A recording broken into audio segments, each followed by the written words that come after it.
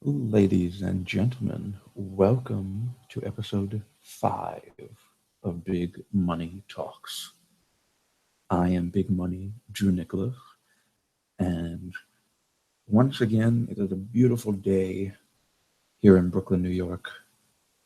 And unfortunately, I cannot revel in that beautiful day because my allergies are insane.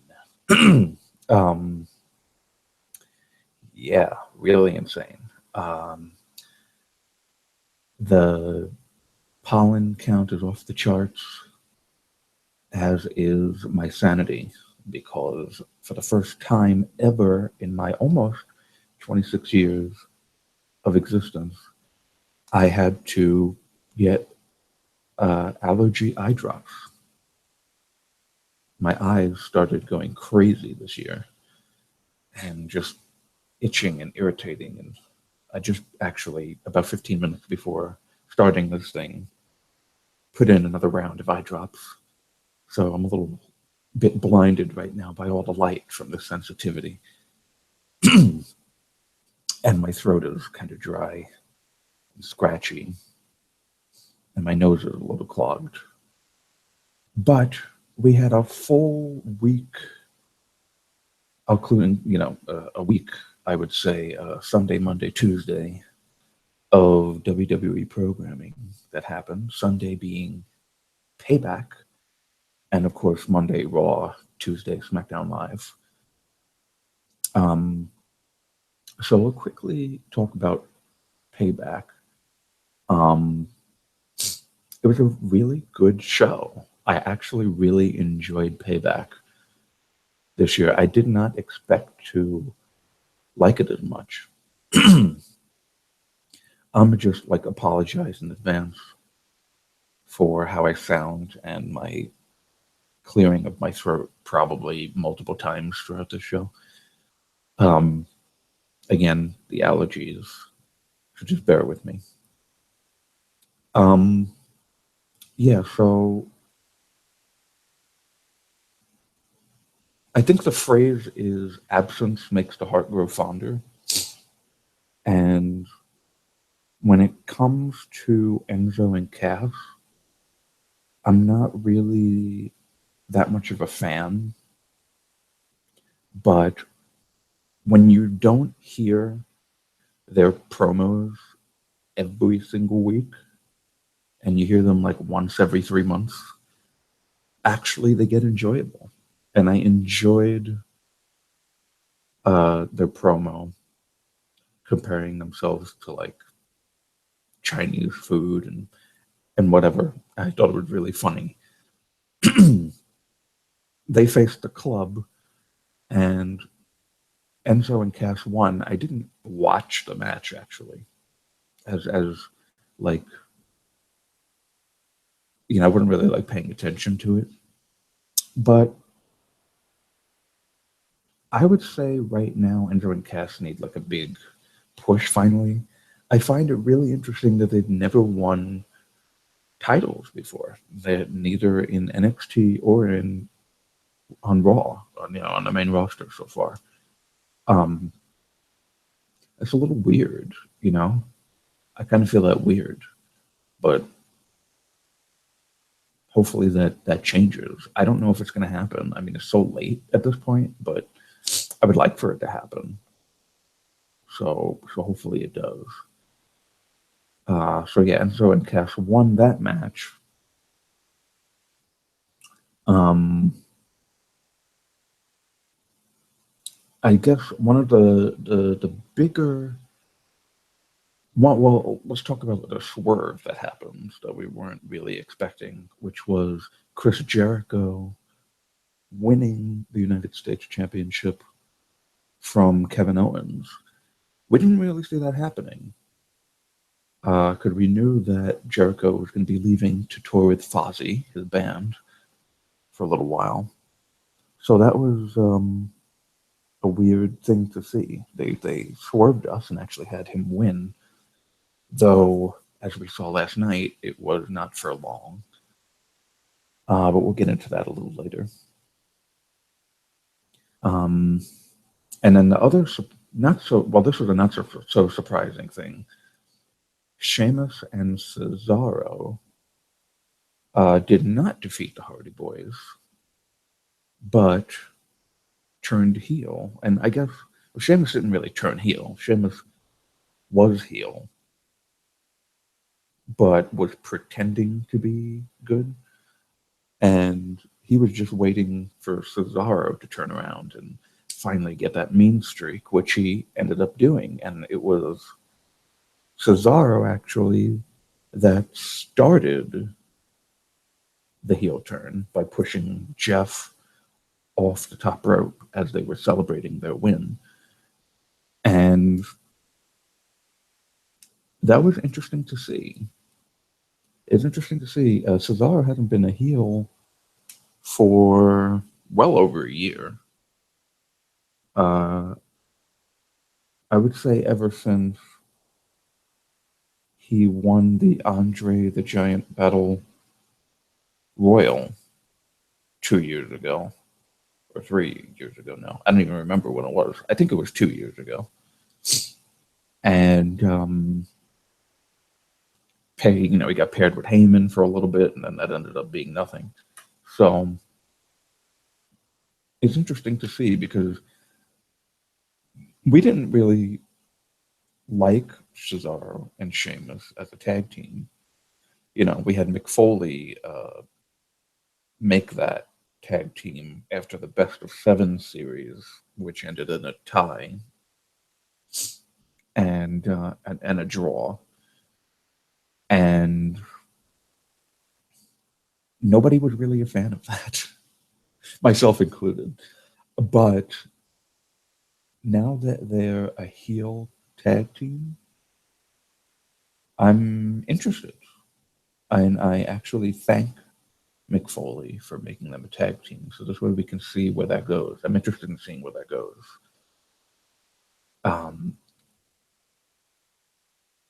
Alexa Bliss versus Bayley for the Raw Women's Championship. And Alexa won, the right person, I have to say, because Alexa is absolutely wonderful. I really, really enjoy her. Her facial expressions and just her healing in the ring and the way that she puts down her opponent. It's really great. It's wonderful to see. And will just be that much better when she gets defeated by the big baby face once again.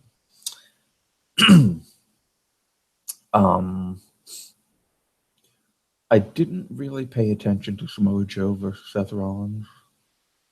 I wasn't that interested in it, to be honest with you. Yeah, I want them to move on, and then, funny enough, it seems like they're actually going to continue when I wanted them to move on, and I thought that was over. So we'll see what happens with that.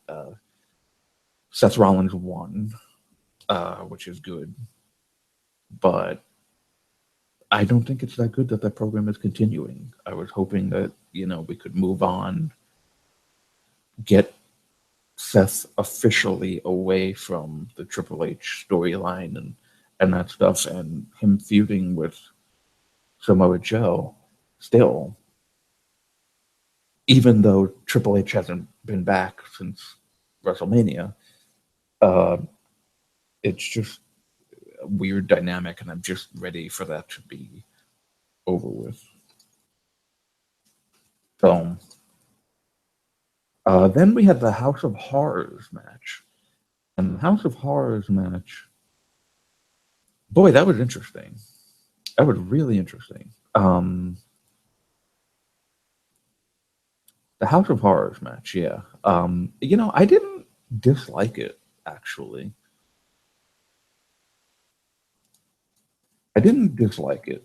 And funny enough, if you saw my tweet, that actually some decent traffic from retweets and likes. On Sunday, the House of Horrors is for sale. It's actually in, I think, Missouri. And for like $36,000. And hey, if I had the money, I probably would have bought it. But I still didn't get the answer to my question, which was when they say as is, when the realtor says as is, does it also include the damage from the match? I didn't get an answer to that question because they did a number of, uh, monetary damage to the house, including that one big spot where Bray throws Randy into the wall and then the whole wall breaks. So I'm interested in, would I be getting that damage if I were to purchase the house? Because I probably would never repair it. And the big match of the night, the main event, was Braun Strowman versus Roman Reigns. And that also had a surprise, for me at least. I don't know about everybody else. Braun Strowman won, which I was not expecting. Um, Especially, they kept Roman off TV for a few weeks. His brother passed away. I was expecting like this big, quote unquote, babyface comeback, even though he's not really a babyface, and have him end up overcoming and winning, and that didn't happen. So now there's these rumors that Braun has a torn rotator cuff from the match or from after the match when he hit the ambulance door. But I haven't seen anything on that so far. So I don't know if it's legit. I don't know if they're playing it up. Usually that's not an injury that they go to for kayfabe. They usually do like, like a dislocated shoulder or, some pain somewhere. They don't really go like that far with it.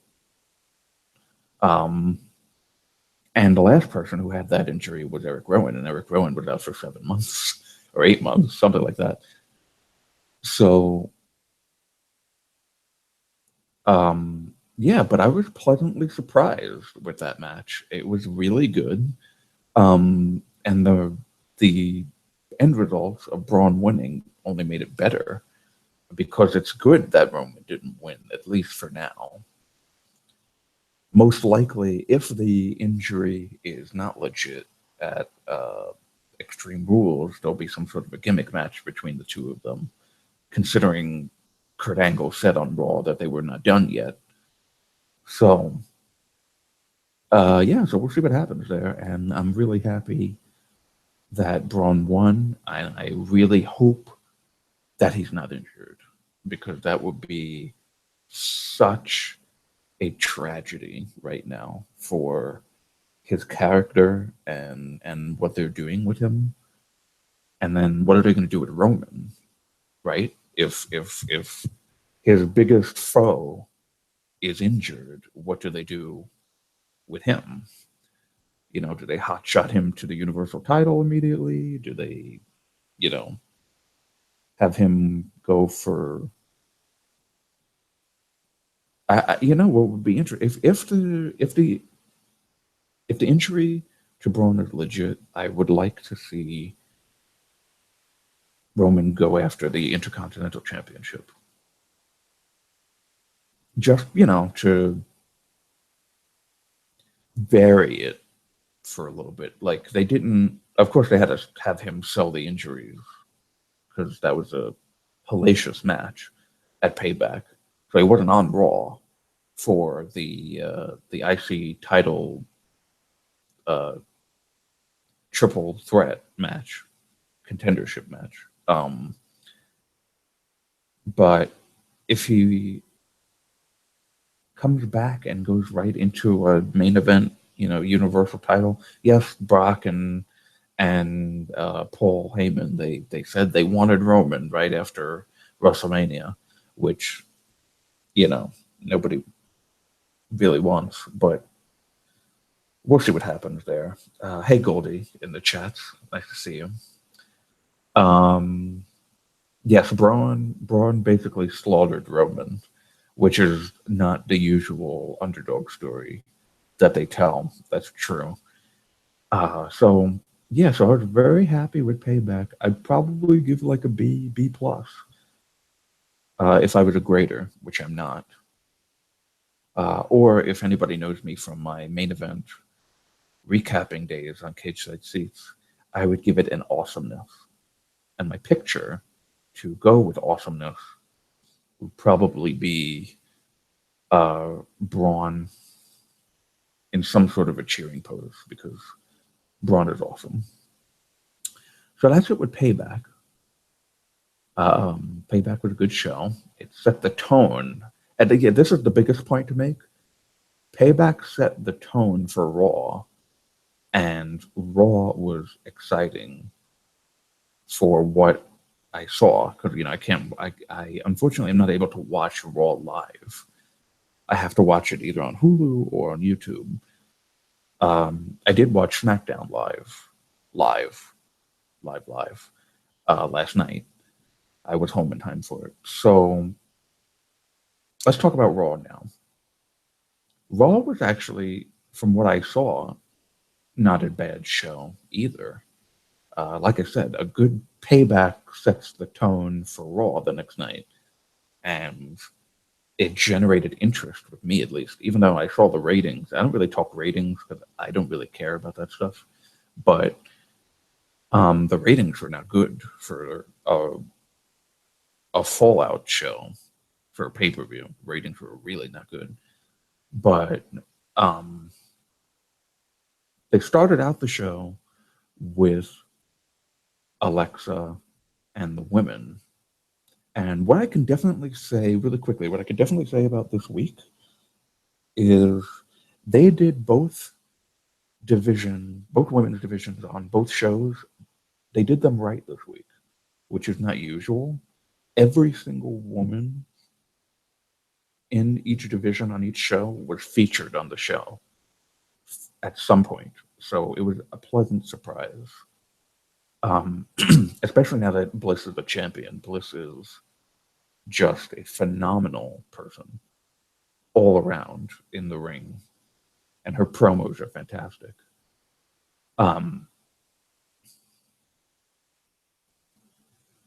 So Bliss there's like this little stand in the middle of the ring, and the rest of the women are like in a circle around it, or half circle rather, and she was just, like, oh, Mickey James, you're not even his predecessors, but like she was in the same category as Mae Young and the Fabulous Moolah. Like she was that old. Hilarious. And just ragging on Bailey, like that her family has a new role model to look up to, and that was just, that was brutal. That was great. And then she backs into Nia, and she's like, "Yeah, you're good. You're good. I don't know I don't know why these women don't respect you.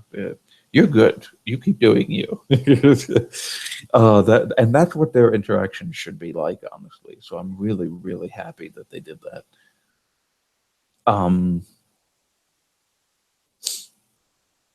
Yes, and then they had their match, and it was a good match. And Alicia Fox was there. Alicia Fox, thank you for putting Alicia Fox on TV. Not just in some lame 205 live angle with the cruiserweights. So I'm really happy to see that because she's a joy to watch as well. And the heels won. That's right. The heels won with Bliss getting the pin on Bailey again for the second night in a row. Don't know why. I would have preferred, somebody else getting the pin. I mean, I guess it'll tell a story for next week and going into Extreme Rules. Um, I didn't watch Enzo Amore versus Luke Gallows, but I know Luke won. So there's your 50-50 booking right there. And sorry guys, my throat. uh, Seth came out. He says he wants to go after the Universal Championship. Now this is where it got interesting. So Seth came out. He said he wants to go after the Universal Championship. Then Finn Balor came out, and there was, that interesting tension from SummerSlam last year. And then Dean Ambrose came out, and didn't The Miz come out, actually? Yeah, I think The Miz came out, too. Yeah, he did come out, I'm sorry.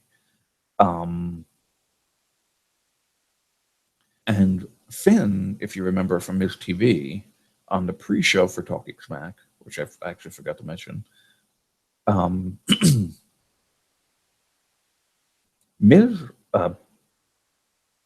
Finn said that he wanted to go after the Universal Championship as well. So it was interesting to see the two of them in the ring, and then Dean comes out, and then all of a sudden, now they're in a number one contender match for that title instead of the title that they were talking about.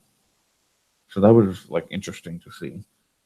But one very, very important thing that happened on Raw, something that I tweeted about, and something that just gave me goosebumps. And it proves also that Dean knows when to turn off the goofy. He's like goofy, funny Dean, and then he can actually be really serious. And the moment that I'm talking about is when he went around interviewing the number one, the guys in the number one contenders match, triple threat for the main event. And he gets to Seth, and he's interviewing Seth, and Seth says, like they're going back and forth a little playfully. And Seth says, Seth Rollins, they were talking in the third person also. So Seth says, well, Seth Rollins has some more moves in his arsenal. Dean Ambrose might be surprised. And then, without missing a beat, Dean shoots back at him. Nah, Dean was surprised once. He won't be surprised again. And just that moment, because you know what they're talking about, of course. They're talking about the moment when Seth turned on the Shield and joined the Authority. And just that moment between the two of them made me wish so badly that Seth won the Intercontinental,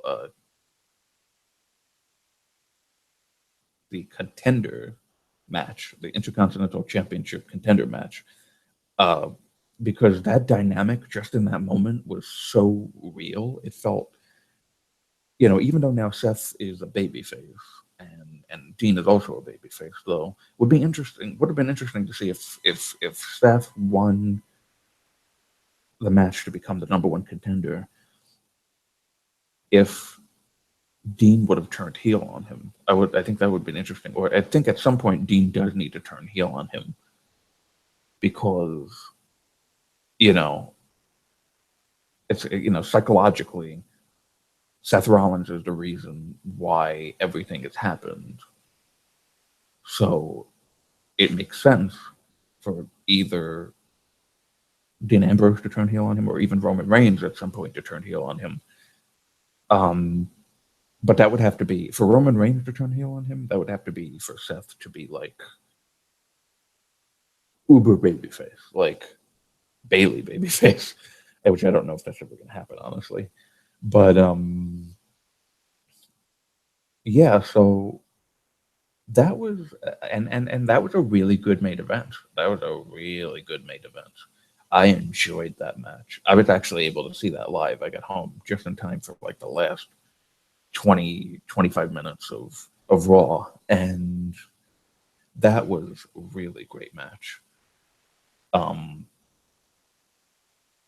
yeah, I didn't want Miz to win because they just did this on SmackDown before the Superstar shakeup.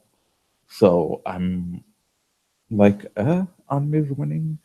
Miz is great, and he's a great promo, and he's really good in the ring. But I just wasn't expecting them to do that again so quickly. I was hoping for Seth Rollins to win, but then, of course, Samoa Joe comes out, shenanigans, and then Bray comes out and shenanigans. So Miz ends up getting the pin and becoming the number one contender for the Intercontinental Championship. So, yeah, it's interesting to see that happen. So, I mean, so quickly, but we'll see. We'll see what happens. But they set up 3 feuds right there in that main event. They set up, well, they set up Finn and Bray the most because that's new. And now and then they've continued Samoa Joe and Seth Rollins, and essentially they've continued Miz and Dean. So we'll see what happens with that. I'm not the one I'm least thrilled for is Samoa Joe and Seth Rollins because I really wanted that to end, like I said. But we'll see what happens. It's they can if they can pull it off. They had a good Raw. They had a good pay-per-view. So we'll see. We'll see what happens. Now let's talk about SmackDown. And I did not, unfortunately, for the second week in a row, I did not watch Talking Smack. So I don't know what happened on Talking Smack. But I do know that Shane was there, and that makes me less interested in watching Talking Smack because Shane is just a charisma killer. Man, he makes it so slow and boring. I kind of, and I know JBL was there the week before, and I kind of wish that they just keep JBL on there until Daniel Bryan comes back because, man, Shane just makes that show not interesting. And there were 2 big things that happened on SmackDown. One was I want to just talk about really quickly the absolutely wonderful segment between Tyler Breeze and Breezango. The vignette that they had, Fashion Police, it was so good. I really hope that they continue that. The best part was, I think it was Fandango running down the crimes that they were putting on the Usos. I think they mentioned that old thing that they used to do when they were baby faces, that chanting before the theme music would play.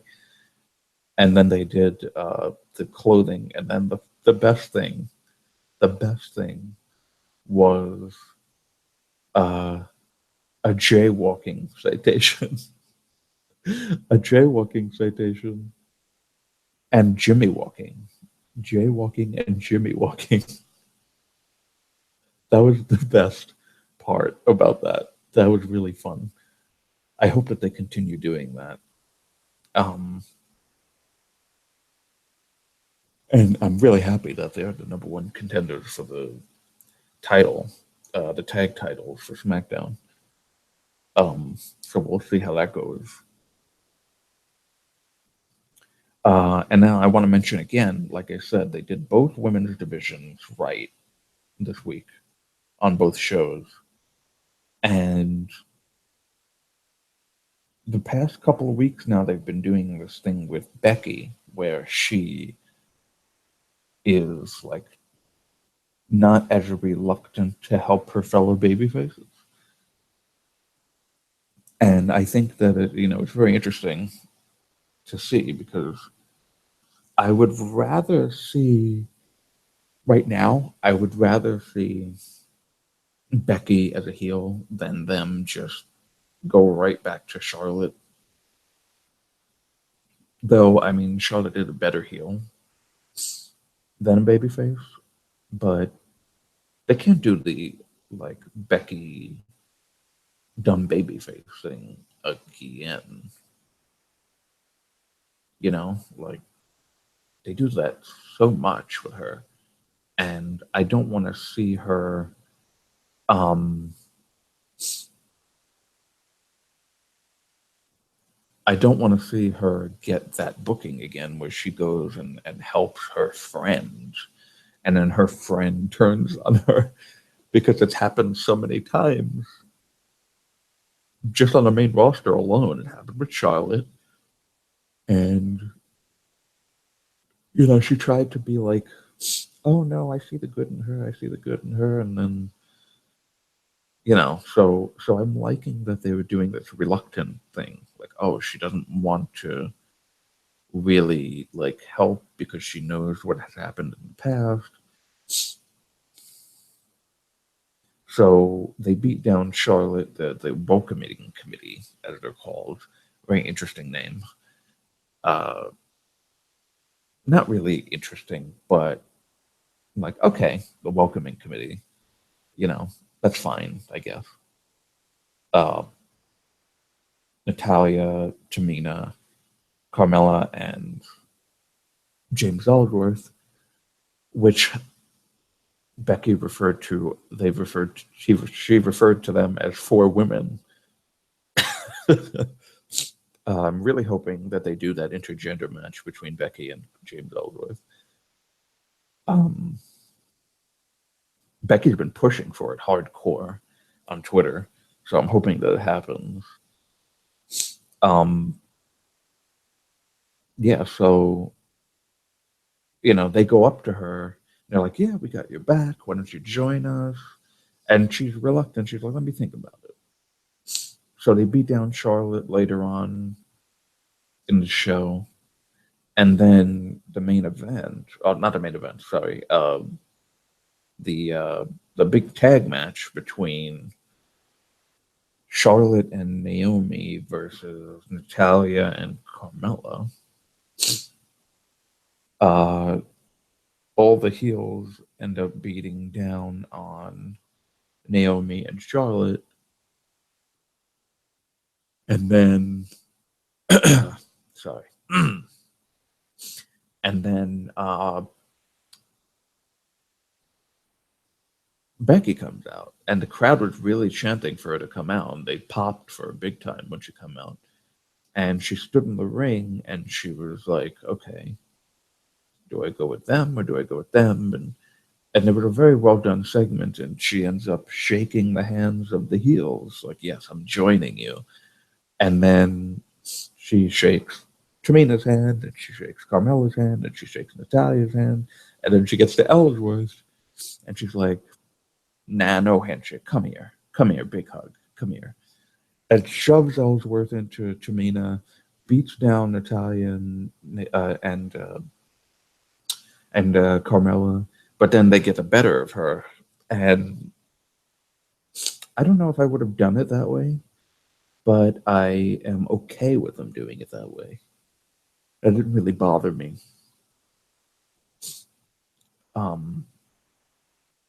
Yeah, it was a really great segment.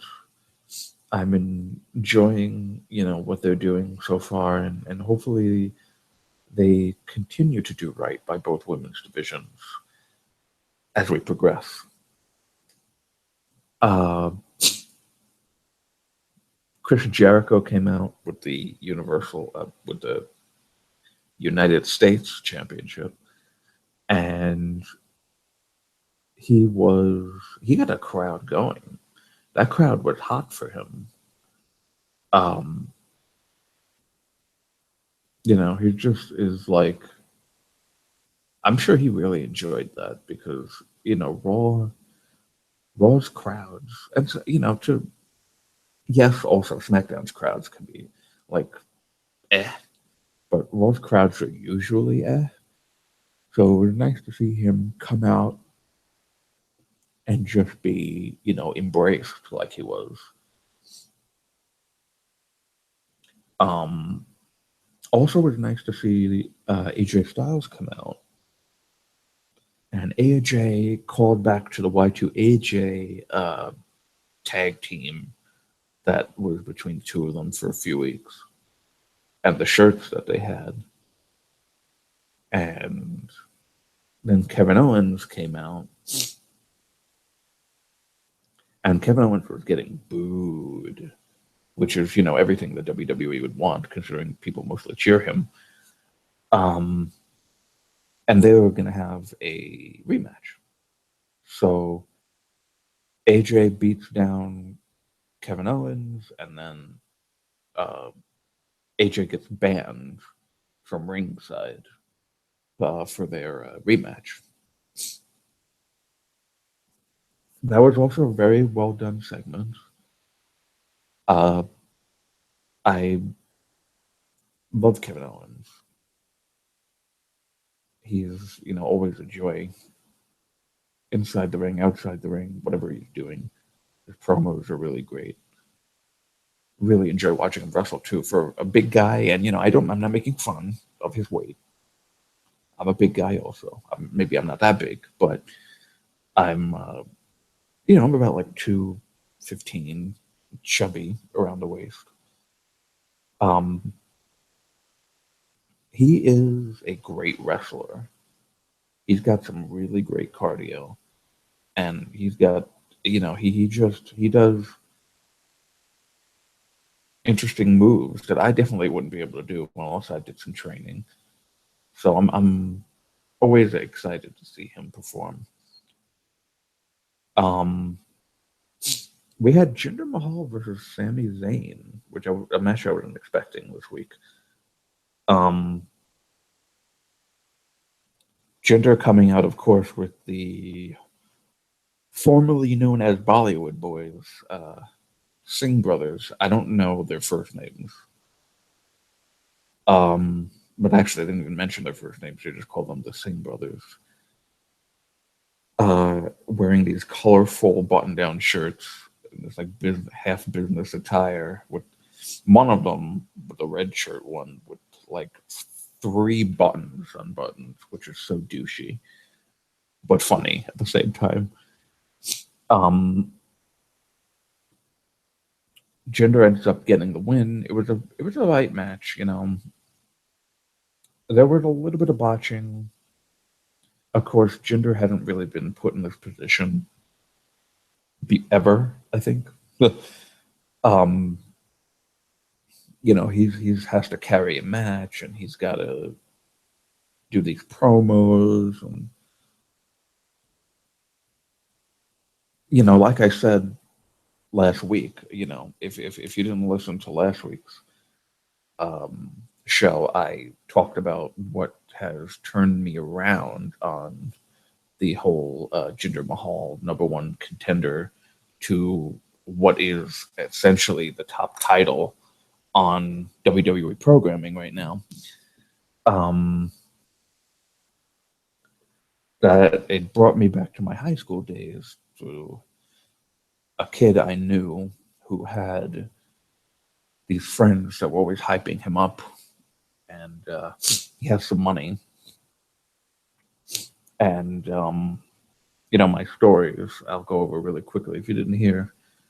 One time I was in a car with the 3 of them, and my friend was driving, and he started going faster and faster and faster, and we're down. Like I was like 1 in the morning, so I wouldn't really like anybody around. But we ended up doing 120 miles an hour, and I was a little Interesting. There were green lights, though. There were not red lights, so he did not run any red lights. I can attest to that. Um,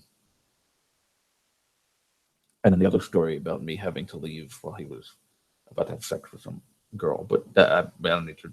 I don't want to mention that one. That one was gross. Um, yeah. I mean, I just see that when I look at the three of them.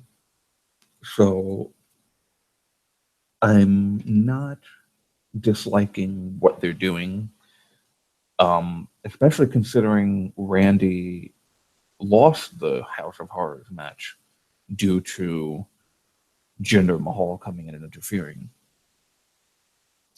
But I was saddened to see Shane McMahon take the uh, the WWE title back from Jinder in the beginning of SmackDown. That made me sad because I would have liked to see him continue with that and taunt Randy, possibly get like some real like anger out of Randy. So yeah, so Jinder won, of course, with the help of the Singh brothers and uh, poor Sammy. Feel for him, but all right. It's for storyline. There's a bigger picture, so I can see past it. Um, so we'll see what they do with Jinder and the Singh brothers next week. Uh, they did this thing backstage where Shane Nakamura, where Dolph Ziggler was talking about Nakamura with Shane behind him. Sometimes I get my thoughts mixed up like that. I don't know why. I feel like I'm dyslexic or something. Um, he was talking to like this group of people that I've never seen before that are not on the show, just like people hanging out backstage. And Nakamura wasn't on the show this week, which is what Ziggler was complaining about. It seems like he'll be there at Backlash, but I don't know if they're going to have him on TV. That'll be like a little weird because the crowds love him, but I don't know what's going to happen with that. Um, he faced Ziggler faces Sin Cara, which ended up being a decent match, with Ziggler winning, of course. And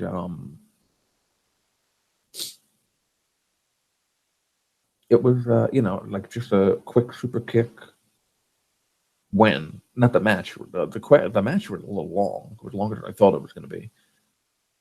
And it was just like one quick super kick, and then Dolph wins the match.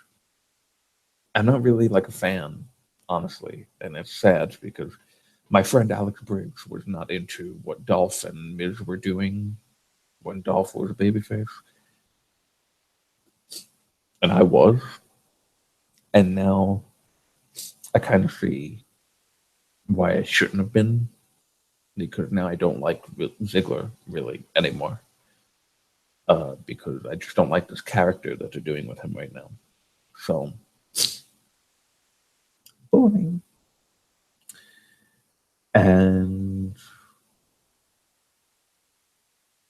what happened before the main event? I know something else happened. Man.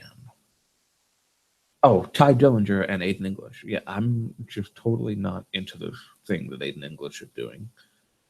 Um, I don't care about it, and I don't like the singing, and it's just not good.